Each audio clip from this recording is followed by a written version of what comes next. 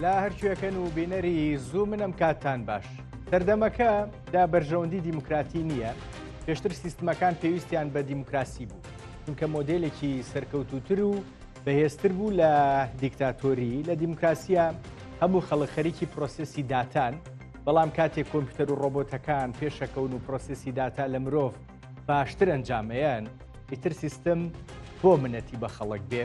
خەڵکی شتوانە و تااقەتی گفتوگویان پێکەوە نەماوە، زیاتر لەگەڵ ڕۆبۆت و کۆمپیوتەرەکانە قساکەن ئاخڤن داتای کەسی خۆشیان ئەیەن بە کۆمپیوتەرەکان، ئەیەن بە AI. پوتین ئاسان بوو بە دیکتاتۆر بەسەر هەموو رووسیاوە و ناشێڵێت دەوروبەرەکەی دیموکراسی بێ. ئەردۆغان یەک لە دوای یەک پایەکانی دیموکراتی ڕووخان و ئەوەی بربەستە نەیهێشت. خەڵکیش پێی سەرسامن. ترەمپیش زۆر حەزی بەو جۆرە کەسایەتی و مۆدێلەیە لە حکووم کە ڕەنگە هەروای لێ بکات و بۆیشی بچێتە سەر. ئەمە کێواڵێ ئەمەی ئێستا باسم کرد یۆڤالنۆ هەراری یەکمان پرۆفیسۆرێک و مێژوونووسێک ڕاستیەکەی فەیلسوفێکی ئیسرائیلیە و ئەم شەو حەزم کرم پێشەکیە بۆ پرسەکەی تایبەت بە تورکیا بەمە دەست پێ بکەم و ئەوەی کە ئەڵێم پرسەکەی تایبەت بە تورکیا دیارە مەبەستم پێشهاتەکانی ئەمڕۆ و دەستگیرکردنی ئیمامۆغلۆیە لەلایەن دەوڵەت لەلایەن پۆلیسی تورکیاوە. هەندێک کەیسی دیاریکراوی بۆ ساخکراوەتەوە و دیارە ئیتر یەکێک بوو لە ڕکابەرە سەرەکیەکان ڕاستیەکەی تاکە ڕکابەری سەرەکی ئەردۆغانە بوو لە هەڵبژاردننی سەرۆکایەتی داهاتووە، بەڵام لەمە دەرەچێ یان نابووی بتوانێت بەشداری هەڵبژاردننی سەرۆکایەتی بکات. ئەمە پرسێکی گرنگە بە دڵنیایی. ئێمە پێشتر هەنگاوی دیاریکراومان بەرامبەر بە کوور دەبینی لەبارەی قەیومکردن و هەر پرسێکی دیکە دادگاییکردن خستە زیندان، بەڵام ئێستا پێدەچێتتر ئەردۆغان ئیشەکەی تەنها بە کورد نەڕوە، بێفشارەکانی بۆ لایەنەکانی دیکەی ئۆپۆسیۆنی تورکیاش ئۆپۆسیۆنی تورک ڕاستیەکەی بپەڕێتەوە و پەڕیەوە. جابزانی نەمانە کاریگەری لەسەر تورکیا و کاریگەری لەسەر ئەو پرۆسی گفتوگۆ و هەوڵی ئاشتیەی کە لە ئیمرالیشەوە لای ئەبڵاوجەلانەوە دەستی پێکردبوو و هەندێک خۆشببینی هێنابوو ئارە لەبارەی ئەوەی کە پرسی کورد لە تورکیا و پرسی دیموکراسی ڕاستیەکەی لە تورکیا هەنگاوی گەباتە پێشەوە، بەڵامەوە دیارە هەنگاوەکانی تروردە وردە پێدەچێت بەوەی ئەمڕۆ شێوازی دیکە ڕوتی دیکە بگرنە بەر. من ئەمانە لەگەڵ دوو میوانە گفتوگۆکەم هەرار بوو. گوڵستان سۆنۆک سەرۆکی لە کارلادراوی شارەوانی ئیلێهم لەگەڵا بێ، بەڵام کەمێک لەمەوە پێش پەیوەندی کردوتی میوانی ئەڵمانیم هاتووە شاندێکن.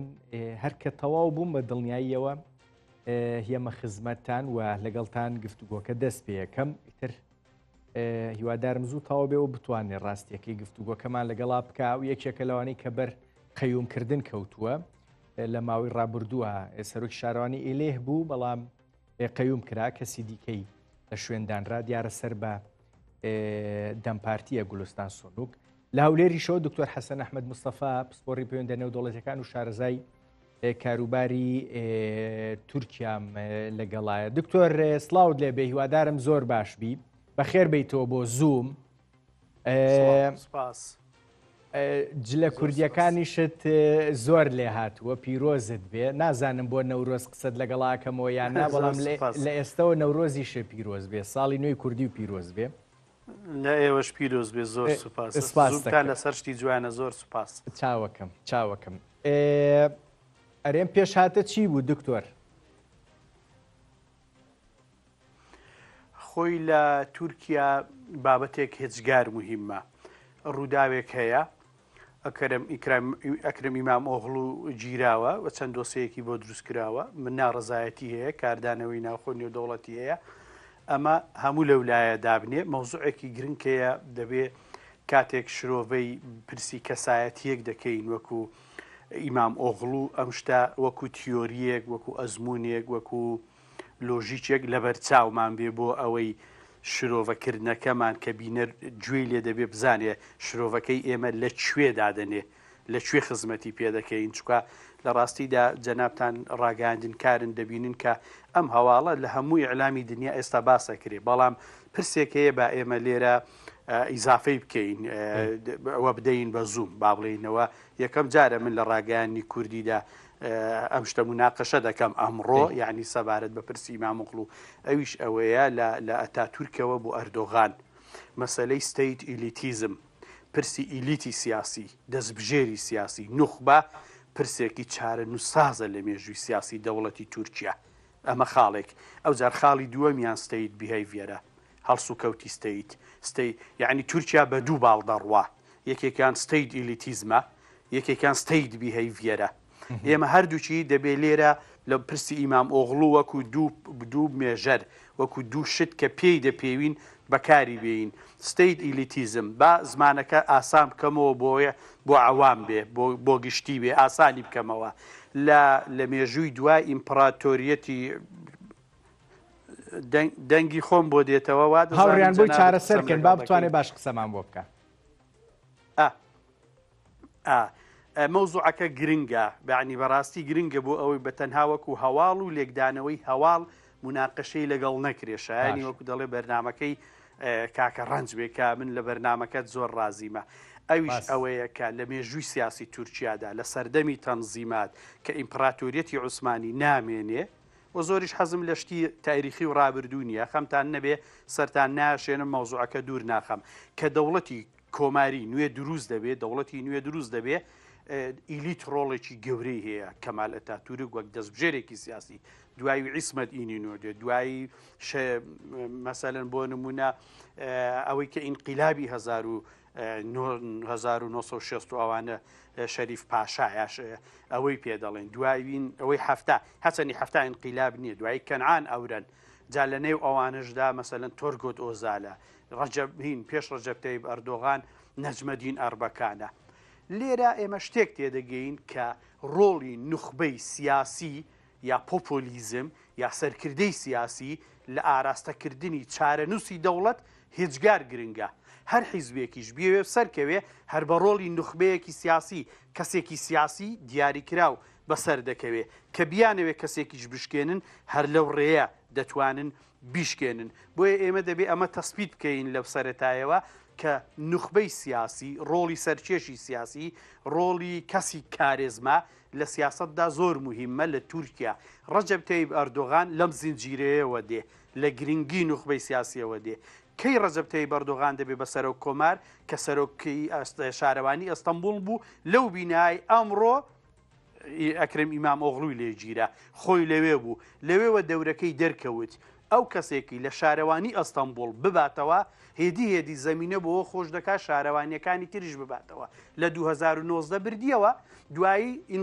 هەڵبژاردننی دواتر کەی بوو ئێستا ڕێک تاریخەکەم نایەتە بیربەر لە 1-2 ساڵ بوو جارێکی کە توانی تەنها بۆرسەما شارە گەورەکانی کەشی لێ بستێنی کەواتە ڕاستی قسەکەی من ئارگومنتەکە بە دەرکەوت لە تیۆری ستەیت ئیلیتیزمدا ئەوە ئیلیتێکی نوێ دەرکەوت ئیمام ئۆغڵویە کە خۆی حازر دەکات لە کوێشەوە لەو مەعمەلەی لەو فاکتۆرەی کە سەرۆک کۆمار دروست دەکات کە شارەوانی ئەستەمبوڵە بۆ ئەستەمبوڵ لە بەرەوەی تورکایەکی گشتەیە چی لێ هات بە ناوبانگ بوو سومعەی هەبوو ئەم جار هاتن ئەو کەیسەیان بۆ دروست کرد ئەمە خاڵێکی هێجگار گرنگە کە دەبێت پێمان وابێ کە ئەم پیاوە سەرۆک کۆماری داهاتووی تورکیا بوو ئەوەی من تێبینیم کرد ئەمڕۆ لە ئیعلامی ئەوروپیدا لە ئیعلامی تورکی و دەوڵەتانی دراوسێ و جیهاندا زۆر خیلاف نییە لەسەر ئەمەی ئەم حرەکەتە چی بوو هەمووی گرەی دەدا بەوەی کە ئەردۆغان ڕەقیبەکەی لە پێش خۆی لا دەبا خۆی دوو مانگیش دەبێ پرسی شوونایی باچلەرەکەی کە گوایە وەختی خۆی کێشەیەکی شەهادەکەی هەبووە پارەی لە کاتی خۆی نەداوە لە کاتی خۆیدا هەندێک شتی شەهادەکەی جێبەجێ نەکردووە بەڵام ئەمەی ئەمڕۆ هاتە سەری لە ڕاستیدا چ بوو نەخەیر ئەمە مەوزوعێکی زۆر دوورە هاوکاری تیرۆری کردووە و هاوکاری گەندەڵی کردووە و هاوکاری جەماعەتی گولەنی کردووە و 100 کەس لەگەڵی گیراون کەواتە لە ڕۆژی 23 مانگ کەکرم ئیمام ئۆغڵو کە دەکا 4 ڕۆژی تر ئەیویست لە پارتەکەی داویش وەکو سڵوبی کۆماری و دموکراتیەکان ئینتیخاب بکرێ یەک دوو کەسی کەشی ڕەمزی لەگەڵ دەبوو بەسەر خۆی دەبوو وا لە ئێستاوا دیاری دەکرا بە سەرۆک کۆماری داهاتووی تورکیا یا بە کاندیدی جاپە ئێستا ناتوانێت بەشداری بکە لە بەرەوەی لە دەستوری تورکیا لە مادەی 101 و ئەوانەدا بەڕوونی ئاماژە بەوە دەکا کە ئەبێ ئەوەی دەبێتە سەرۆک کۆمار شادەی باکالۆرەسی کەمتر نەبێ دووەمینیان بە هیچ شێوەیەک پرسی دادگا جامەسەلەی تیرۆر هەر بە هیچ شێوەیەک نابێ کەواتە لێرە دەتوانین بڵێین ئەو شتەی لە ڕێڕەوی تورکیا لە ئەردۆغا لە مستەفا کەمالەوە هەتا ئەردۆغان لەوێوە خەریک بوو لابدا بۆ ئەکرەم ئیمامۆغڵو کە پرسی گرنگی و بایەخی ئیلیتە لە ئاڕاستەکردنی سیاسەتی ناوخۆی دەرەوەی تورکیا ئیتر لە ڕێڕەوەکەی لادرا جاکاکە ڕەنج ئەمە کاریگەری ناوخۆی دادگایی پرۆسەی ئاشتیەوەی لە پێشەکیەکەی گوتت ئەوەی ئەو پیاوە ئیسرائیلێ گوتووە هەر هەمووی کاریگەری لەسەری هەیە بە ژێرەی پرسیارەکانی جەنابتان اینجا تۆ دکتۆر پێم بڵێ ڕاستیەکە یەکەم تەوان بە کورتی ئەمانم پێ بڵێ بەڵام حەزەکەم باسی بکەیت دەمیرتاشیش بۆی هەبوو ببێ بە بەشێک لەو دەستە بژێرە لەو ئیلیتە ئەمە یەک دوو ئەگەر ئەکرەم ئیمامۆغڵو بوو بێ بە ئیلیتێکی دیاریکراو کە تۆ باست بەڕاستیەکەی کۆمەڵگەی تورکیش ئیتر هیلاک بوو بێ بەدەست سیاسەتەکانی ئەردۆغانەوە ئێتر لە دۆخە ئابوووریەکە و بیگرە تا هەڵسوکەوتە سیاسیەکە و هەموو پرسەکانی دیکەش ئەم ئیلیتە ئەم دەستە بژێرە کاتێت تووشی گرفتێکی دیاری کراو ئەبێ کەس هەیە بتوانێت دەستی بگرێ بۆ ئەوەی ئەردۆغان نەتوانێت بیباتە زیندانی بکە دەست و پێی نەبەستێتەوە جا ئەوەی کە منەڵێم کەس هەیە هەم لە شەقام و خەڵکەوە تا دەوڵەتی قوڵ و ئەوانەی دیکەش نەخیر ناوەڵا سەبارەت بە دەمیرتاش وەکو کوردێک ناتوانێت لەوێ ببێتە سەرۆک کۆمار ئەمە هەر ڕێگای پێنادرێت لە پاڵاوتنەکەیەوە لە مەگەکەوە مەجلیسی ئاسایشی نەتەوەی تورکیا لە دادگای باڵای پارێزەرانەوە لە دادگای دەستوریەوە هیچیان ڕێگا بە کوردێک نادەن لەوێ ببێتە سەرۆک کۆمار بە هیچ شێوەیەک ئەگە کوردێکی ئاسمی لەش بێ جگە لەوەش کە ئەگەر وە کوردێکیش ڕێگای پێ بدەن مەسەلەن لەوان هەیەکان فیدان خۆ ببێتە سەرۆک کۆمار لەوانەیە مەسەلەن پێش دوای کەمال ئاتاتورک سەرۆک کۆماری کەمانە بووە بەڵام کوردێک کە خەباتەکەی چەقی قورسایەکەی پیسێنتەرەکەی ناوچەی کوردستانە نەخۆی ببێتە سەرۆک کۆمار نە تورکەکانیش ئەیانەوێ ببێتە سەرۆک کۆمار یعنی مەسەلەی دەمیرتاش ئەم مۆزوعە نەبوو مەسەلەی دەمیرتاش لێدان بوو لە پرسێکی دیکە لە هەندێک بابەت کە لە پەرلەمان دەیانەویست مادەی 101 چارەسەر بکەن سەبارەت بە ئەکرەم ئیمامۆغڵو کاتەکە لە خزمەتی نەما لە تورکیای مەسەلەی پرۆسەی سیاسی هەڵکشانەکە یا زەمەنەکە لە کاتی خۆیدا ئیشەکەی بۆ جێبەجێنەکەی حەق بێیان ناحەق بێ دێموکراسی بێیان دێموکراسی نەبێ خەڵک قیمەتی ما بێیان ئای بێ وەکو ئەو پرۆڤیسۆرە باست کرد ئیتر کاتەکە دەڕواتن ئەکرەم ئیمامۆغڵو تازە تا پرۆسەی دادگایەکەی چارەسەر دەبێ وەختی دەوێ جگە لەوەش کۆمەلگای تورکی نایەوێت کاردانەوەی هەبێ بەرامبەر خۆی کاردانەوەیەکی هەبوو یەکەم جاریش بۆ سەرۆک شارەوانی ئیستانبول گوتیان حەق نییە دەرچوونەکە دووبارە کرایەوە لە دووبارەکردنەوەکە کاردانەوە کە بۆ ئیمامۆغڵو دەنگەکانی 14,000 دەنگ زیادی کرد بەس ئەم جارە ئەگەر جەهەپە بیەوێت کاندیدێکی کە لە جێی ئەو ئینتیخاب بکە ناتوانێت ئەم دەنگانەی ئیمام ئۆغڵو بێنێ لەبەر ئەو تیۆریەی من بۆم باسکردی تیۆری دەستبژێری سیاسی لە تورکیای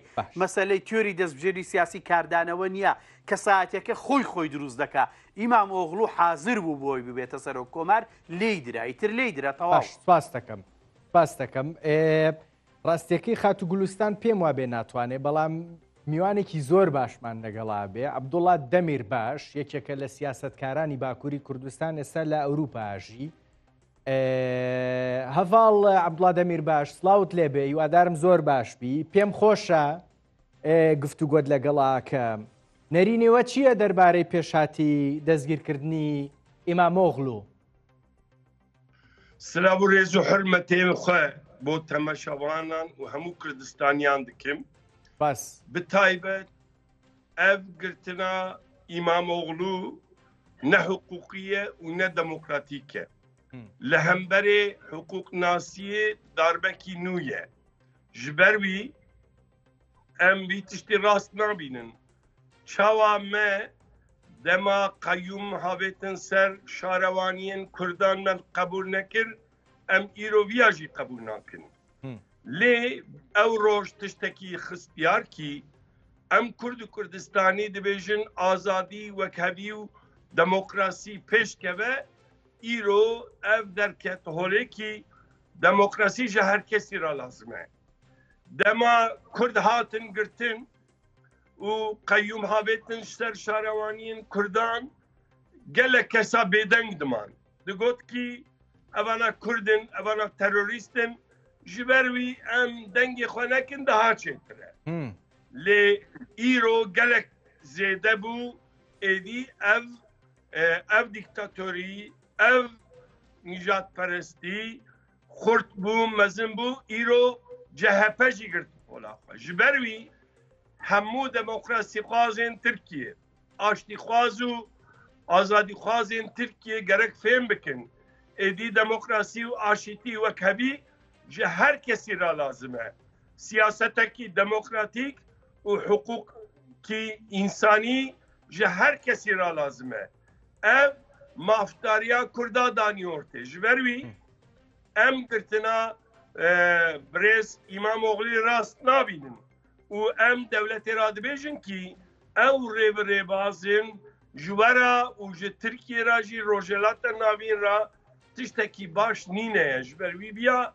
bigewrînin û ji vî tawra xwe vazgeç bin yanî êdî nekin vî tiştî herî aqil herî tiştê baş win gavên girtinên şaredarî girtinê na gavên demokrasiyê vabêjin prosesa çareseriyê pêş bibin ev ji bo we jî ji bo her kesî baştir e heyan ha li Tirkiye ve Kurdan girt her kesî gir siyasetê qedexe kir çi serket ji ber wî ev rê şaş e ev rê xelet e em hişyariyê didin birêz İmamoğlu serbest berdin û êdî van ew rêbazan terk bikin ev ne baş e baş heval Demirbaş تا ئێستا ئەردۆغان زیاتر با بڵێن ئیرادەی کوردی ئەدزی باوای ناو بنین ئەمڕۆ ئیرادەی تورک دزرا یعنی ئەگەر قسەکە سەرباریەوەی ئەکرەم ئیمامۆغڵو دەنگی کوردیشی بردووە لە ئیستانبول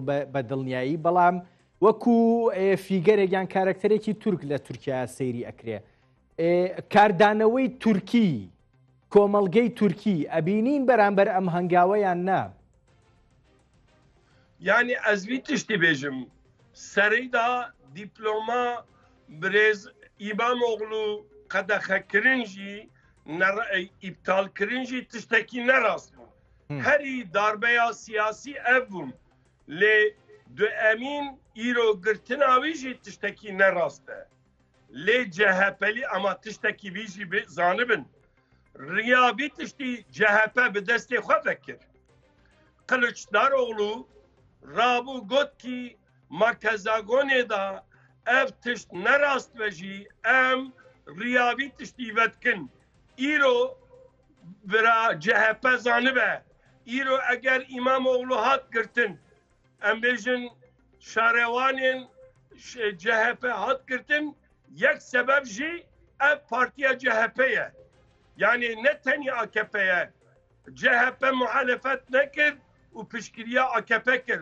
zilm û zordariya AKP piştgiriya wî CHP kir en hendiktirîn CHP jî sûcdar e bi taybet gerek miroviya jî zanibe lê em dibînin kî îro hin jî CHP vî tiştî hişê xwe da naniye êdî lazim e demokrasî azadî wekevî ne tenî ji Kurdan ra lazim e demek kî ji bo gelê Türk ra jî demokrasî lazim e باش دێمە وڵات هەڤاڵ دەمیرباش دکتۆر حەسەن ڕاستیەکەی بۆ لەمە دووە ئەکرێت تورک هەست بە لێکەوتە دیموکراتیەکانی هەنگاوەکانی ئاکپارتی دەوڵەت ئەردۆغان بکەن تا ئێستا هەنگاو نادیموکراتیەکان با بڵێنەوەی کە کراون زیاتر بەرامبەر بە کورد کراون بەڵام وەکو گوتم ئەم جارە نا ئەم جارە بەرامبەر بە کارکتەرێک هەر خۆشت باست کرد خەریب و ئەبوو بە فیگەر بە ئیلیت لە ناو تورکیایە لەمە دوا کۆمەڵگەی تورکیش هەست بە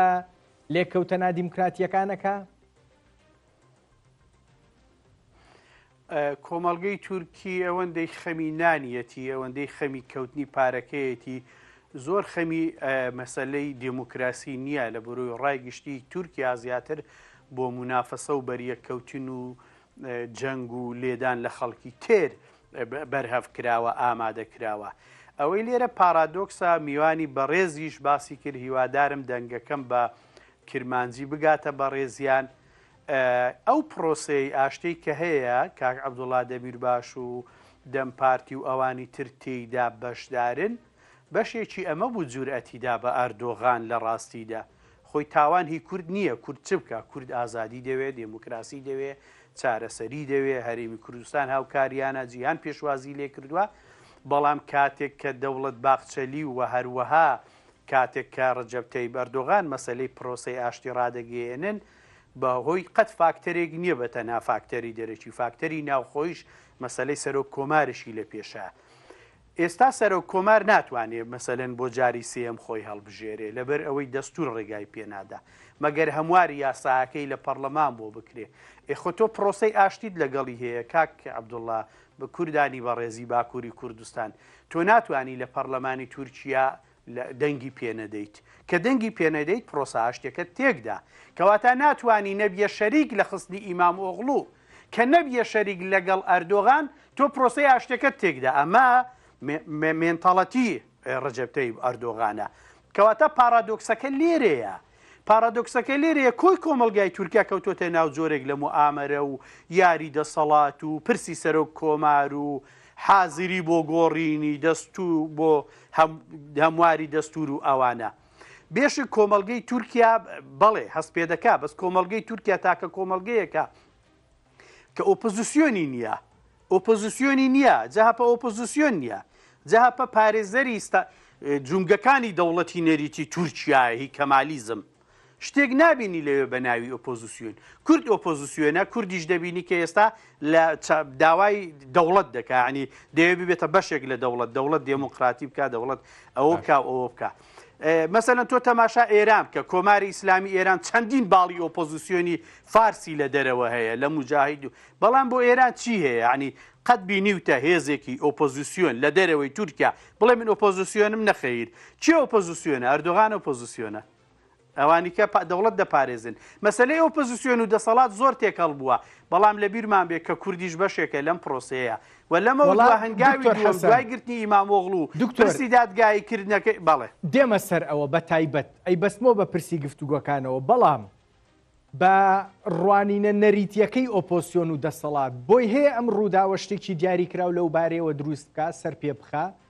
خۆ تۆش گلەیت لە جەهەپە کرد هەڤاڵ عەبدوڵڵا دەمیرباشیش بە هەمان شێوە، بەڵام ڕووداوێکی ئاوە ئەکرێ مەسەلەن هەڵوێستەکان بگۆڕێ، شێوازی مامەڵە بگۆڕێ، بۆی هەیە؟ نەخەیر، ناوەڵڵا کۆمەلگەی تورکیا با من بە جەنابەت بڵێم لەوێ دەسەڵات کە بڕیاریدا ئیتر چۆن دەڵێ بەشەوە ڕۆژێک ئەمڕۆ تەڵەبەکان بوون، خەڵکێکی زۆر لە بینایی شارەوانیەکە کێشەی دروست کرد، مزاهرەی دروست کرد، دوای سەرۆکی جاپا بۆ خۆی چوو شوێنی ئیمام ئۆغڵو. ئیمام ئۆغڵو خۆی تویتێکی کرد کە ئەو لەبەر خۆدان بەردەوام دەبێ. وەکی دیکە ئەم جارە کورد ناچێتە پاڵی، ئەردۆغان کاتێکی باشی هەڵبژاردووە یا پێشتر حازری بۆ کردووە. ئەمە یەک، نەتەوە پەرستەکان ناچنە پاڵی، جەهەپە بەتەنهایە و کاک عەبدوڵڵا قسەیەکی جدیشی کرد، خۆ جارەکەی تریش لە ناو جەهەپەدا کێشەیان بۆ ئەم پیاوە دروستە کرد، دایانەویست خەڵکی تر بێ، بەڵام ئەو فیگەر بوو، ئەو ئیلیت بوو، خستیان جەهەپە بۆ خۆی جورئەتی بەدەسەڵاتدا، بەڵام دەسەڵاتیش بۆ ئەو هەنگاوی ئەمڕۆی ناوە بۆ وەڵامی پرسیارەکەت تەماشاکە. جەنابەت لە دەوری ئەوە دەسوڕێی ئەوە دوو پرسیارە کە ئایا لە کاردانەوەی ئەوە لە تورکیا شتێک دروست دەبێ چ دەستی ئەم پیاوە بگرن چ دەستی پرۆسە سیاسیەکە بگرن؟ نەخەیر، لەبەر ئەوەی پێش ئەوەی ئەم هەنگاوە بهاوێژێ ئامادەیی بۆ کراوە، لە ناو تورک ئامادەیی بۆ کراوە، لە ناو کوردیشەوە ئامادەیی بۆ کراوە. ئایا کورد ئاگادار بۆ شتە ڕوودەدا؟ نەخەیر، بەڵام دەبێ بکەوێتە خزمەت ئەو پرۆسە نادیموکراسیە، بە تایبەتی لە مەسەلەی پەرلەمان و ڕێگادانەوە بە هەڵبژاردنەوە بۆ سێمین جاری سەرۆک کۆمار ئەردۆغان. جاوەڵا ئەوە دێمە سەری بزانم کەی ئەم کارە ئەکرێەوە ڕاستیەکەی و کات شتێک ماوە بە ناوی پرۆسەی گفتوگۆ هەتا کورد ناچار بێ ئەمە بکە. بەڵام هەڤاڵ دەمیرباش کورد ناچێتە پاڵ جەهەپە جۆرێک لە هاودەنگی لەگەڵ جەهەپە دروست نابێ بۆ ئەم پرسە دەمپارتی ئەمڕۆ ڕەتی کردەوە وتی هەنگاوێکە ئێمە پێشتر ئەوانەی دیکەشمان ڕەت کردوێتەوە ئەمەش ڕەتەکەینەوە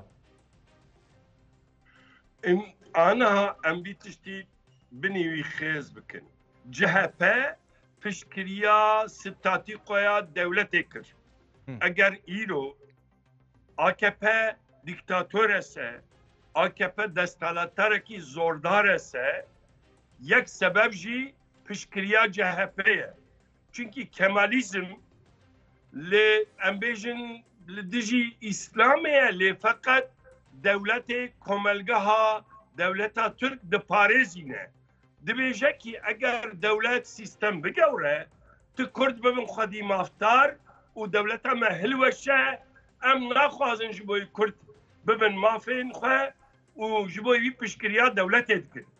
Binêrin Deniz Baykal û Kemal Kılıçdaroğlu û Özgür Özel wek serokê Partiya CHP bû. Evane hemû giştî Partiya AKP û Erdoğan piştgiriya wî kirin.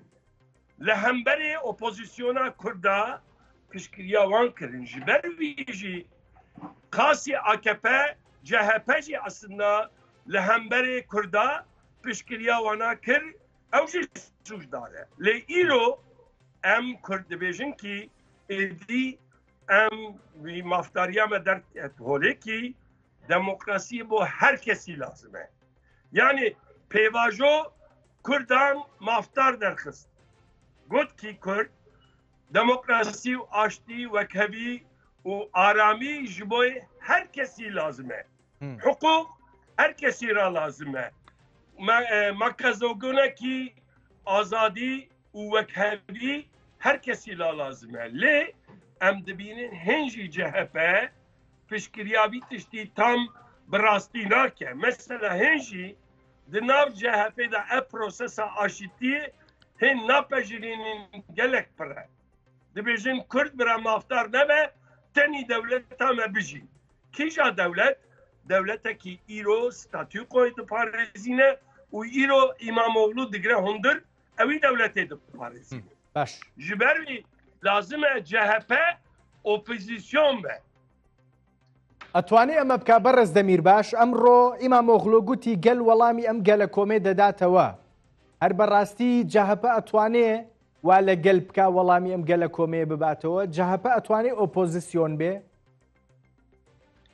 Yani hin jî ez hêvîdarim bibe ama hin jî nebûye opozisyon. Îro gerek milyonan bixistana kolanan û lazim bûn ji bo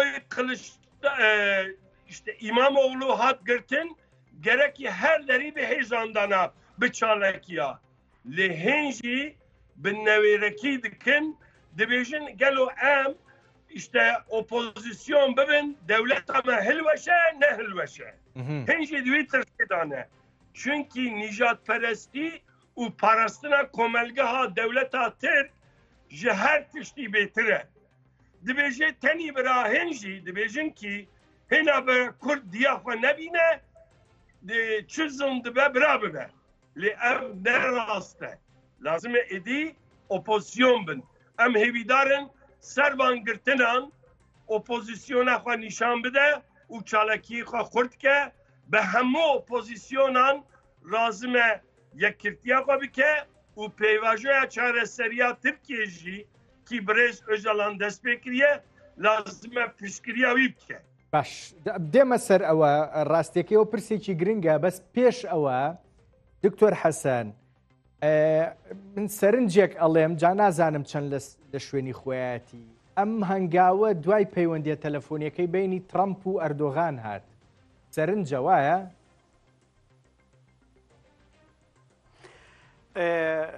ڕەجەب تەیب ئەردۆغان لە پەیوەندیە تەلەفۆنیەکەیدا پێم وانییە هەرگیز بابەتێکی بەم شێوەیە باسکا لەبەر ئەوەی جەهاپا هاوپەیمانێکی ڕوحی پەنتاگۆنە و دەستی پەنتاگۆن و ئایندەی ئەمریکا کە لەم وڵاتەما بێت جەهاپەیە جەهاپە واتە ئەمریکا و ئەو ڕۆژەش کە جەهاپە دێتە دەسەڵات بۆ خۆ ئەمریکا هاوکارێکی گەورە بۆ وڵاتە دەکا.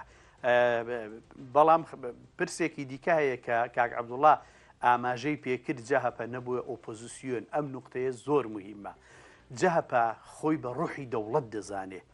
هەتا ئێستا ئەو بڕیارە بە ناوی دادگا دەرچووە، پێی بڕیارێکی غەڵەتە، بەس پێی بڕیارێکی پیرۆزیشە لەبەرەوەی دەوڵەتێک کە میراتگرەکەی ئەوان کە باوکی ڕوحی ئەوان مستەفا کەمال دروستی کردووە 2000 بڕیاری داوە.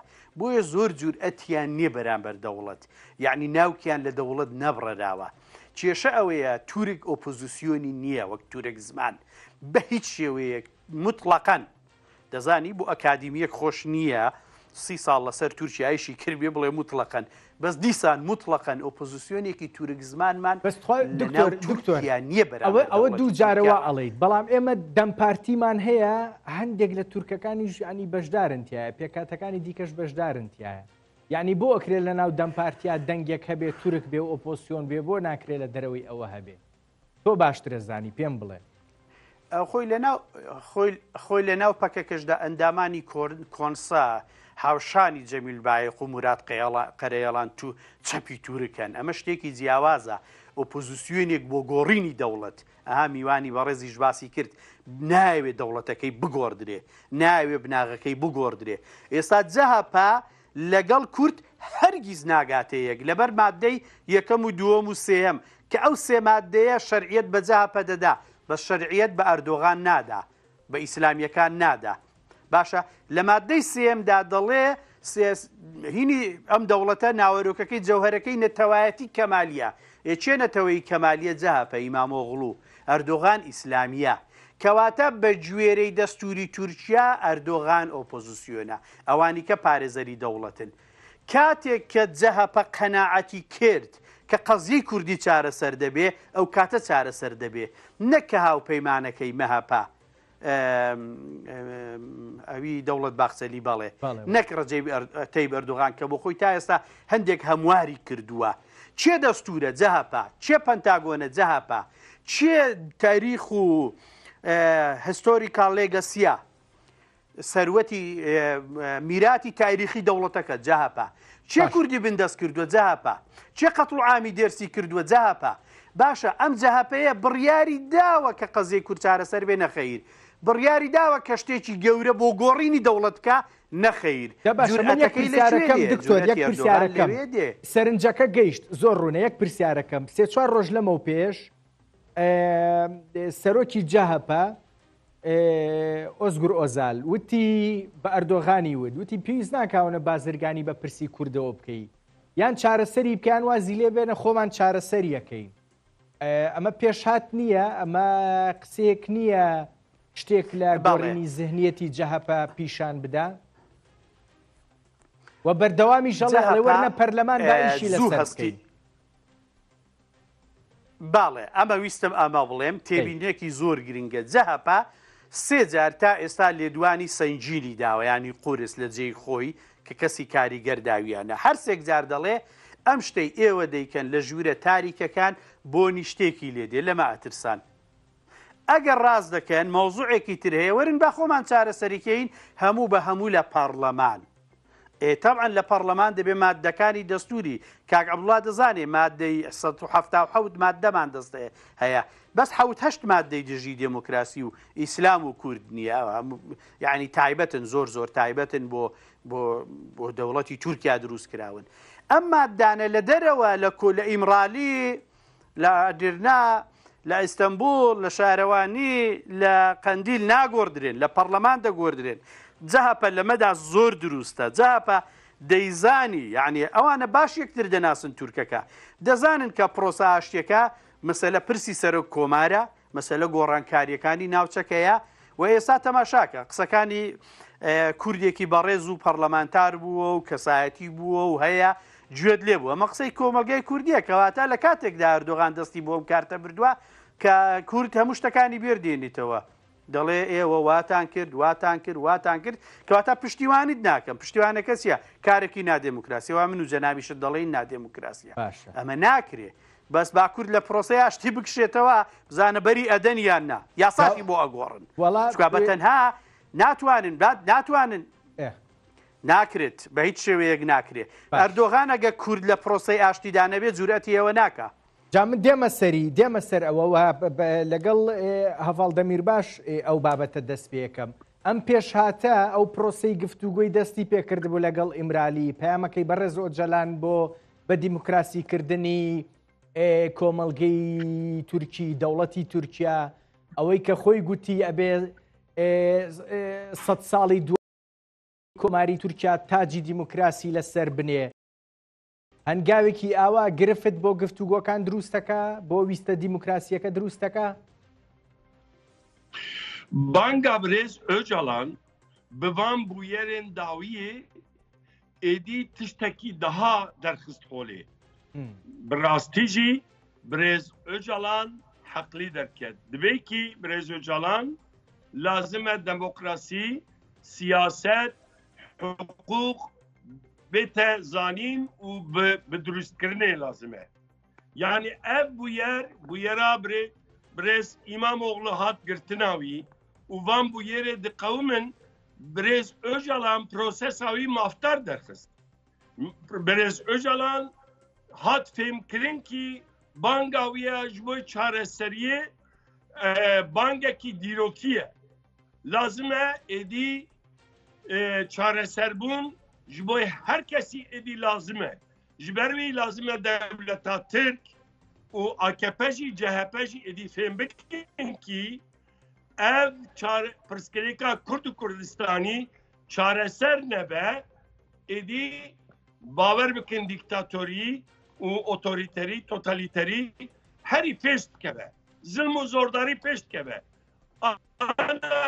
lazim e em vî tiştî jî bêjin CHP warê pirsgirêka çareseriya Kurd gelekî statûko dixwaze diparêzîne em bêjin kanûnî esasiya Tirkiye bête guherandin belkî herî li vî hemberê vî em muhalefet bibe CHP ye Kemalîstin.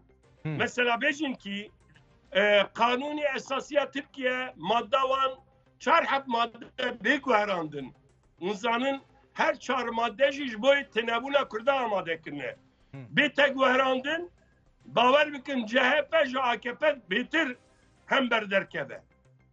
Li îro tê serê wan kî işte demokrasi û hukuk tinebe tê serê wan.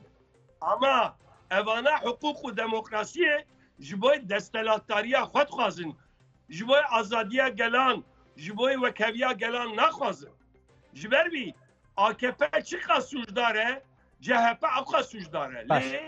دوای ئەمە بەڕێز دەمیر باش ئەمە وا ئەکا جەهەپ بێت بەرەو ڕووی پرۆسەی ئاشتی و پرۆسەی گفتوگۆکان لەمە دوا کراوەتر بێ بەرامبەر بە پرۆسەکە دەستی پێوە بگرێت چونکە لەمە دوا هەنگاوەکانی ئەردۆغان بەرەو جەهەپەیە İşte em dibêjin ki inşallah hêvîdarim CHP êdî li xwe var yani êdî rast vegere û bibe opozîsyon û destê xwe bide Kurda ji bo prosesa çareseriyê êdî gelek piştgirî bike û li parlamentoyê komisyonekî ava bibe ji bo bangewaziya dîrokî Birêz Öcalan piştgirî bike û demokrasî û azadî wekeviyê pêş bixe.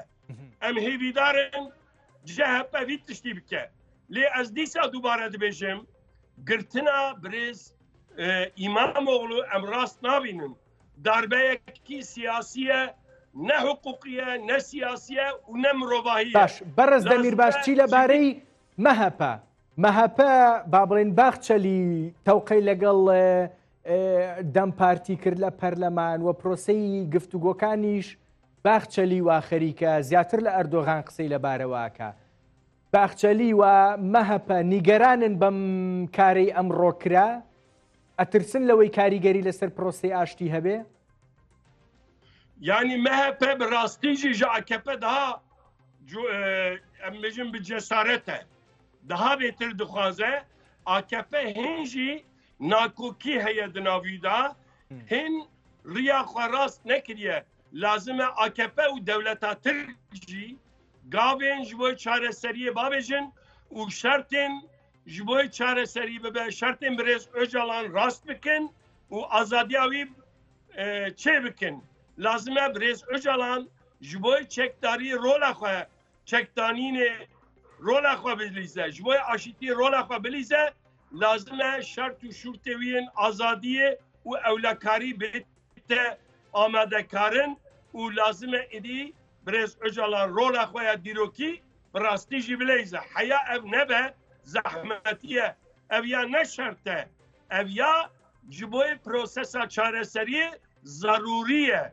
Yani devleta Tir azadiya Birêz Öcalan şertê wî ewlekarî abadekarin wek şert nefikre.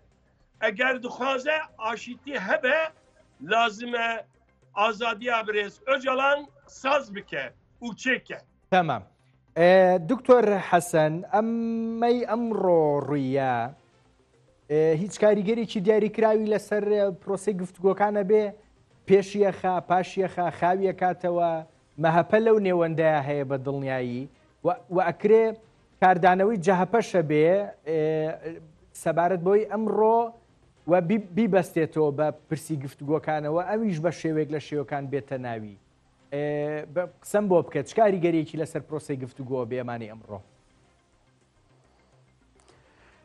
پرۆسی گفتوگۆ بەردەوام دەبێ لەبەر ئەوەی هیچ مەرجێک نەبووە بۆ گفتوگۆیەکە کە جەهاپە تێدا ببێ یان نەبێ لە ئەساسدا جەهاپە بۆ خۆی کاتێکیش کە دەڵێ وەرن بۆ پەرلەمان با لەوێ گفتوگۆ کە بکەین و پرسی کورد چارەسەر بکەین بەکارهێنانی جۆرێک فشارە لەسەر مەهاپە و لەسەر ئاکەپە دەنا جەهاپە ئەمە بەڕاستی ناڵێ لەبەر ئەوەی کاتێک کە پرسی کورد چارەسەر بوو بۆ خۆی جەهاپە نامێنێ ئەمە خاڵێک خاڵی دووەم پرۆسەکە بەردەوام دەبێ بەڵام هەیبەتی نەما بەڵام هەیکەلی دەوڵەت بەڵام پێکهاتەی دادگا بەڵام ڕپوتەیشن ئابڕووی سیاسی ئابڕووی دادوەری ئابڕووی ئینتیخابی لەکوێ بەنسبەت ئێمە دوو دەوڵەتمان هەیە لە کە پرۆسەی دموکراسی دەستا و دەستکردنی دەسەڵاتیان تێدا بووە لە ڕۆژهەڵاتی ناوەڕاستی چیان ئیسرائیل بووە کەوا دەیبینی ئەوڕۆ سەرۆکێکی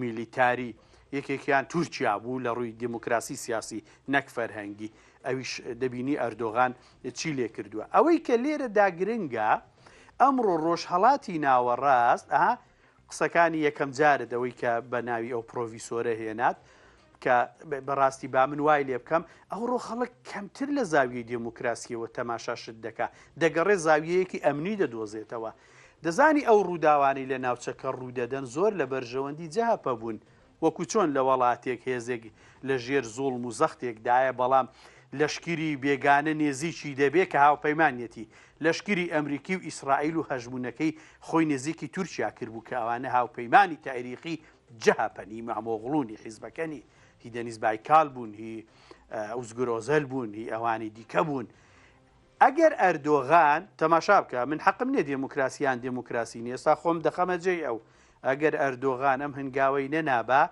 دۆخ و کەشی منتیقەکە و ئیسرائیل و لێدانەکان و فشاری سەر ئێران و پاشەکشەی هەژمونی ئیسلامی سیاسی بە هەردووک باڵی سوننە و شیعەوە لە ناوچەکەیدا زۆر لە دژی ئەردۆغان بوو بۆ ئینتخاباتە و لە ڕاستیشدا ئەمڕۆ کۆمەڵە سەرۆکێک لە دەسەڵاتێنەوە پوتین ینی سەرۆکێکی بەم شێوەیە ئەوە ترەمپ سەرۆکێکی بەم شێوەیە سیسی سەرۆکێکی بەم شێوەیە بڕۆ تەماشا ناتانیاوە کە سەرۆکێکی بەم شێوەیە دکتۆر یەکشتی خۆتت بیرەخەمەوە بەس یەکشتی خۆتت بیرەخەمەوە جگە لە دەستەبژێری سیاسی کە سەرەتا باست کرد وتت هەڵسوکەوتی دەوڵەتیش هەیە شتێک ناوی شتێک هەیە لە تورکیا ناوی هەڵسوکەوتی دەوڵەتە و بەردەوام ئەژڵەی جەهەپە و ئەوانەی دیکە ڕۆحی دەوڵەتن ئەگەر شتێک هەبێ ناوی هەڵسوکەوتی دەوڵەت بێ و جەهەپەش خۆی ڕۆحی دەوڵەتەکە بێ داینامیکیەتێکە بینین بۆ هەڵسوکەوتێکی دیاری کراو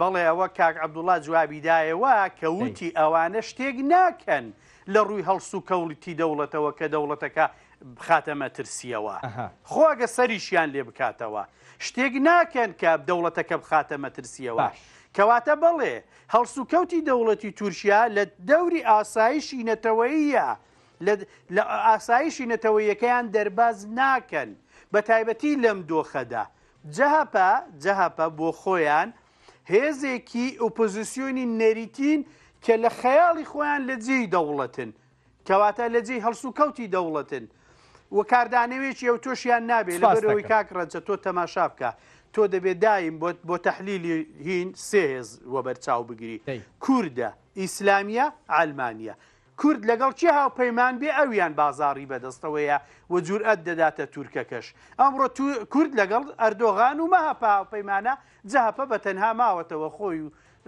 دۆخەیکە ڕوبەڕووی سپاس دەکەم زۆر بە کورتی هەڤاڵ دەمیر باش هەڵبژاردن بۆ ئیمامۆغڵو تەواو هەڵبژاردننی سەرۆکایەتیەوەی داهاتوو جا لە 2020 دەکرێ یان پێشترەکرێ نازانم بەڵام بۆ ئیمامۆغڵو تەواو بوو بە کورتی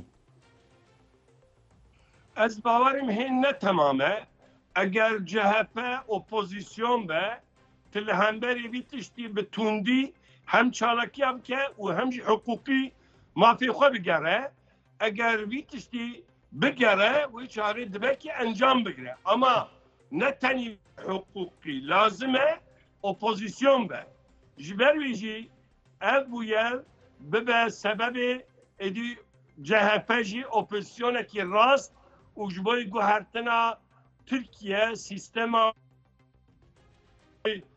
bê teguherandin ji bo wî piştgirî bike banga min evekî binêrin hên jî AKP û CHP pirî tişta da ji bo dewletê Kurdan ne baş dibînin dibêjin kî ji bo ewlekariya Tirkiye helweşandina Tirkiye hên jî Kurd xeterin dibêjin divî